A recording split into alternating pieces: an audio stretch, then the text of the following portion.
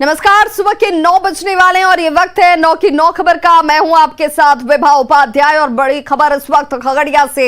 SP ने 2 थाना प्रभारियों को निलंबित कर दिया है। जी हां, गोगरी और महेश खूंट थाना प्रभारी सस्पेंड कर दिए गए हैं। झूठे केस में फंसाने और घूस लेने का गंभीर आरोप इनके ऊपर। एसपी ने इन दोनों थाना प्रभारियों को सस्पेंड किया है, जिसमें गोगरी और महेश खूंट थाना प्रभारी सस्पेंड हुए हैं। झूठे केस में फंसाने और घूस लेने का आरोप इनके ऊपर। पवन कुमार और नीरज ठाकुर पर विभागीय कार्रवाई अब की जाएगी।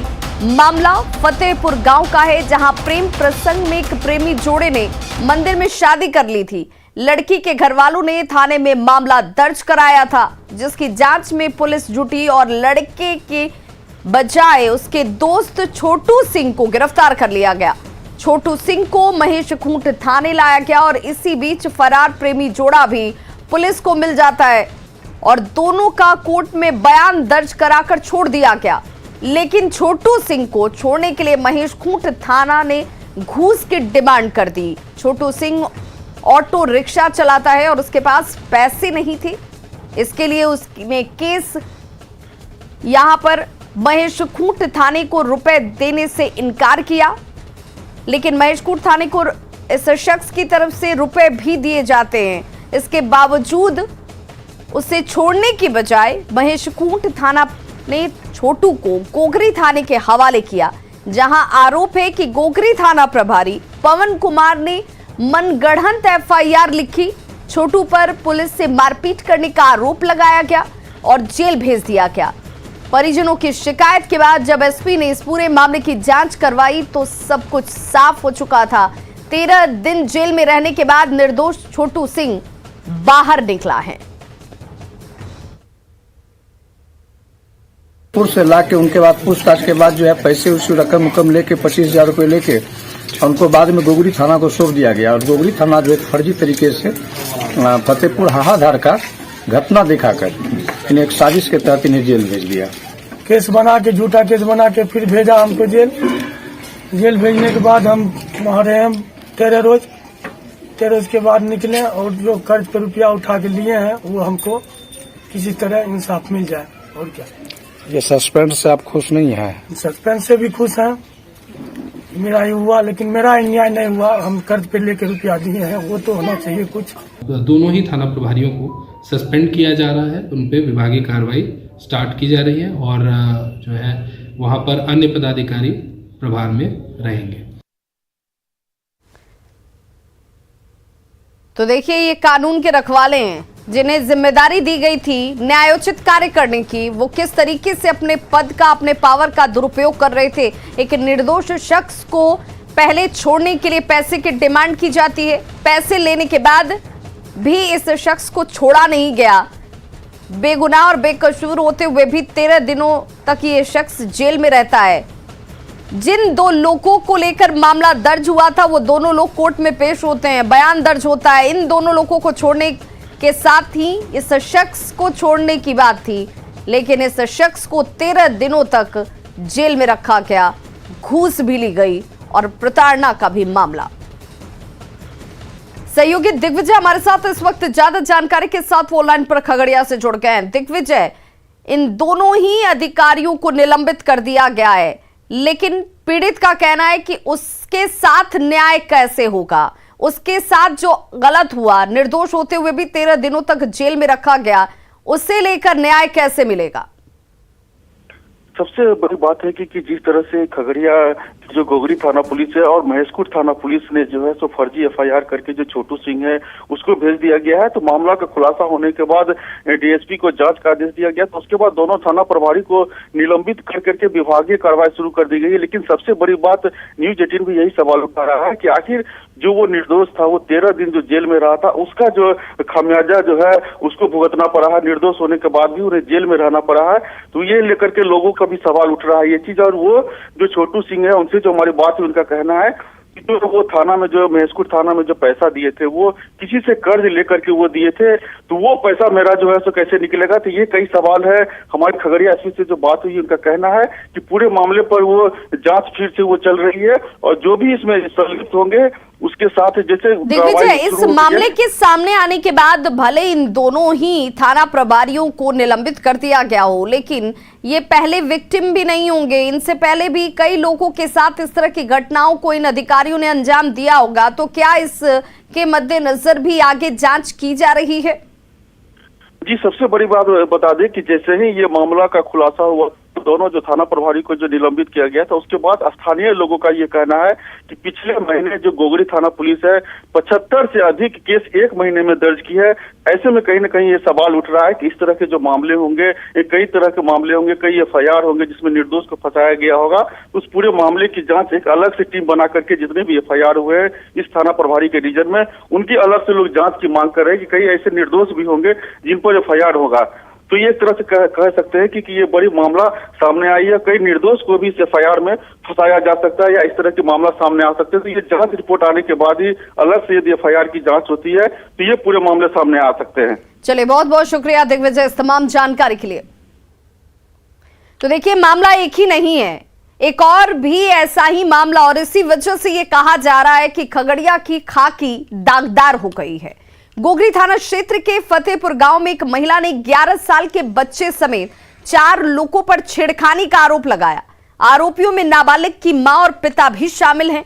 पीड़ित ने SC/ST एक्ट, चोरी समेत अन्य आरोप लगाते हुए FIR दर्ज कराई थी, जिसके बाद जांच का जिम्मा मुख्यालय DSP को सौंपा गया।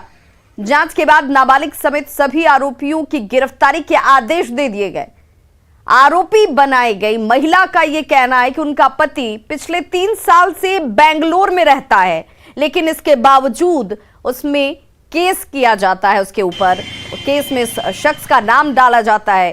पीड़ित महिला ने 2 गवाह पेश किए, वो गवाह भी लिखित में ये दे चुके हैं कि वो इस मामले को जानते ही नहीं है।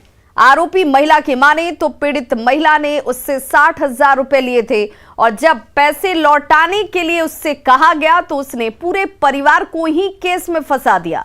मामले में आरोपी पक्ष की तरफ से SP को आवेदन दिया गया, जिसके बाद SP ने संबंधित अधिकारियों से स्पष्टीकरण की मांग की है। 8,000 रुपया दिले तो हम मंगल गलिए कि रुपया फुलटन बोले कि जब तो दिले हो रुपा तो हमरा मंगी के दो।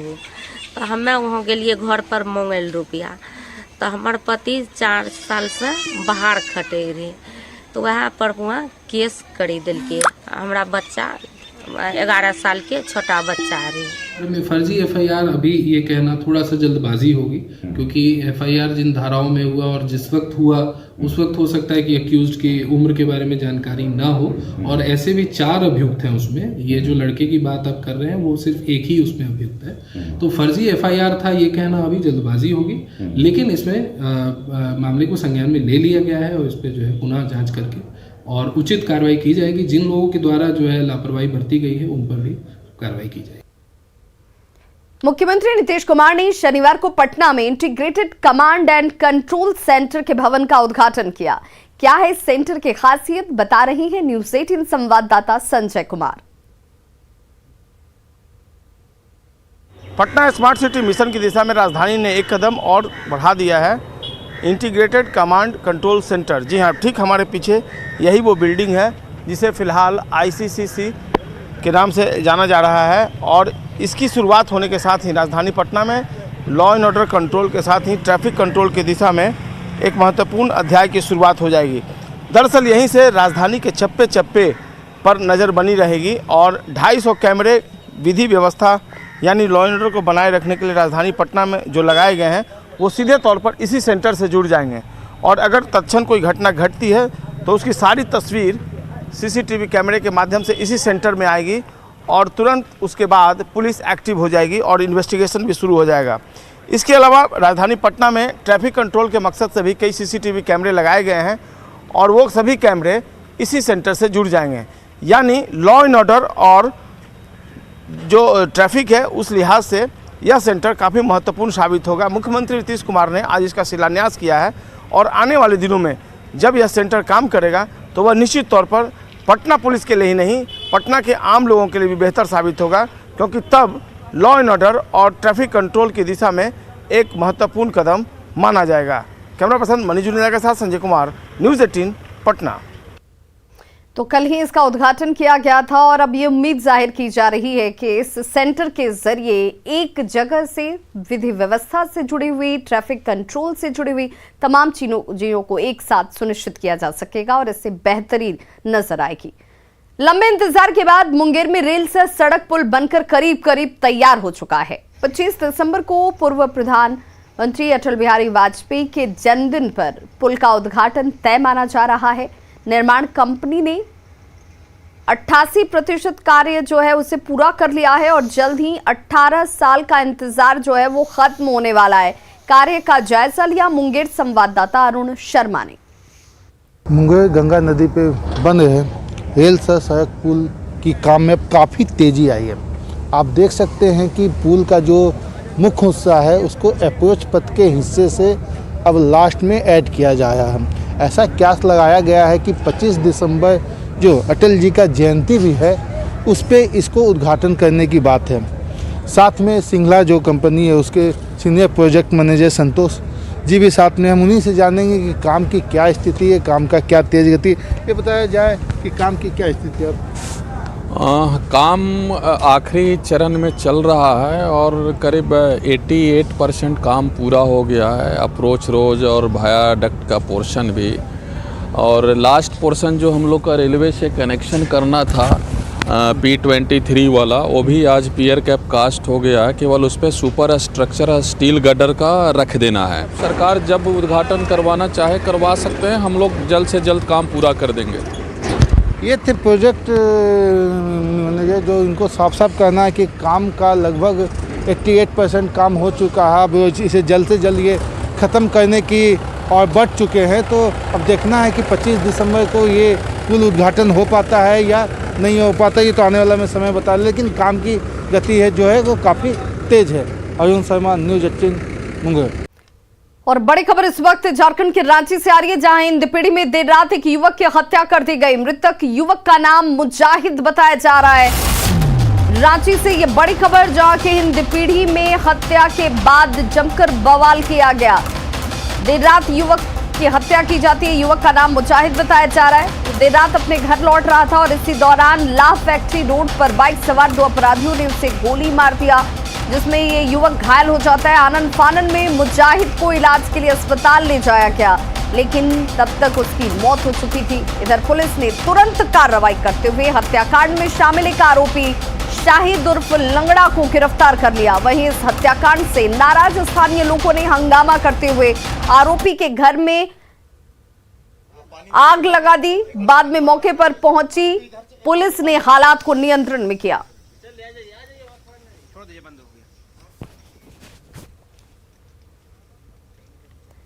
तो देखिए ये नाराज लोगों ने कैसे पहले जमकर हंगामा किया। आरोपी का ये घर बताया जा रहा है, जिसमें आक्रोशित लोगों ने आग लगा दी। पुलिस की टीम जब तक पहुंचती तब तक सब कुछ जलकर खाक हो चुका था। पुलिस ने यहां पर आके हालांकि बाद में स्थिति को कंट्रोल में किया। राजधानी में हत्या से इस वक्त हड़कंप मचा हुआ है। और सहयोगी ओम प्रकाश हमारे साथ इस वक्त ज्यादा जानकारी के साथ फोन लाइन पर जुड़ गए रांची से। ओम प्रकाश, राजधानी में अगर इस तरह की घटनाएं हो रही हैं तो सवाल कानून व्यवस्था पर जरूर उठेंगे कि आखिर पेट्रोलिंग की टीम कहां रहती है, कैसे हत्याओं को अंजाम दिया जा रहा है, अपराधी गिरफ्त में क्यों नहीं और उनके अंदर पुलिस का खौफ क्यों नहीं है? बता दें कि इसमें जो विवाद हुआ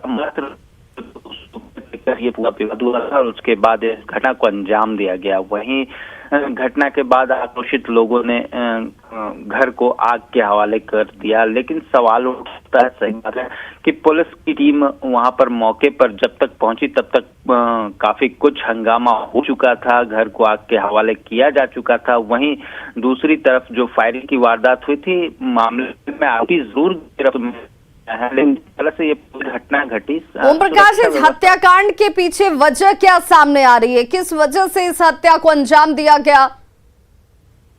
जी, जो जानकारी सामने आई थी उसके अनुसार 200 रुपए की लेकर इन दोनों में विवाद हुआ था। उसके बाद युवक। चलिए, बहुत बहुत शुक्रिया ओम प्रकाश इस जानकारी के लिए। तो देखिए, इस देर रात युवक की हत्या के बाद से किस तरीके से जमकर बवाल किया गया। पंजाब के पटियाला में आयोजित 64वें नेशनल शूटिंग चैंपियनशिप में गोल्ड मेडल जीतने के बाद बीजेपी विधायक श्रेयसी सिंह अपने क्षेत्र जमुई पहुंची, जहां पर पार्टी कार्यकर्ताओं और समर्थकों ने उनका जोरदार स्वागत किया। श्रेयसी सिंह के साथ बातचीत की न्यूज़ 18 संवाददाता केसी कुंदन ने। पंजाब के पटियाला में आयोजित नेशनल चैंपियनशिप में जमुई की MLA Shreyasi Singh gold medal जीतकर वापस जमुई लौटी हैं अपने विधानसभा क्षेत्र में। राजनीति के साथ साथ खेल की दुनिया में भी लगातार अपना काम कर रही हैं और अपना जो मेहनत के बल पर जहां राजनीति में लोगों से मिलजुल कर राजनीति के क्षेत्र में समस्याएं दूर कर रही हैं अपने विधानसभा क्षेत्र का, जिले का, वहीं खेल की दुनिया में भी लगातार मेडल जीत रही हैं। एक बार फिर मेडल जीती हैं और वापस फिर जमुई अपने लौटी हैं। इनसे बात करेंगे। सबसे पहले बहुत सारा कांग्रेचुलेशन, और ये कहना चाहूँगा कि खेल की दुनिया में और राजनीति की दुनिया में साथ साथ चल रही हैं आप, लगातार चल रही हैं, क्या कहना चाहेंगी इसको लेकर? डेफिनेटली थोड़ा सा चैलेंजिंग था क्योंकि टाइम मैनेजमेंट बहुत ज़्यादा ज़रूरी था। हम अपनी प्रशिक्षण शूटिंग की प्रशिक्षण दिल्ली में कर रहे थे, पटियाला में कर रहे थे जहाँ पे कंपटीशन था। साथ ही साथ जमुई की जनता को भी नहीं छोड़ना चाहते थे, ज़मीन पे काम करना चाहते थे। पटना जाना पड़ता था, विधानसभा की बैठक है या जो भी अन्य और काम है पदाधिकारियों से, उन काम को आगे बढ़ाने के लिए।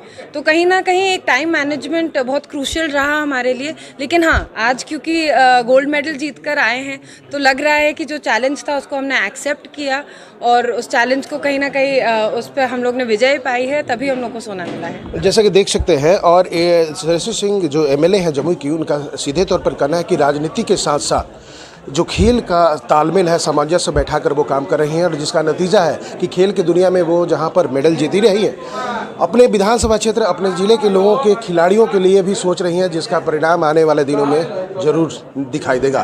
केसी कुंदन, न्यूज़ 18 जमुई। आजादी के अमृत महोत्सव के अवसर पर भारतीय इतिहास और संस्कृति की जानकारी देने के लिए कई कार्यक्रम चलाए जा रहे हैं, और इसी कड़ी में भारतीय सांस्कृतिक संबंध परिषद जैन नेक्सट कार्यक्रम के तहत दुनिया के 75 लोकतांत्रिक देश के युवाओं को भारत आमंत्रित कर रहा है।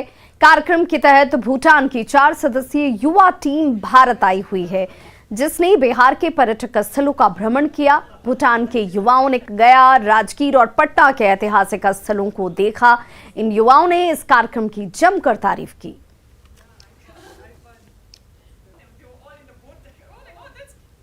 हमारे यहाँ पर एक डेलीगेशन आई है भूटान से 4 लोगों की, जो यहाँ पर वैसे तो 2 दिसंबर से हैं हमारे साथ, एंड यहाँ पर पटना में वो रहे हैं। हम राजगीर, नालंदा और बोधगया वो हमारे साथ यहाँ पे घूमे हैं।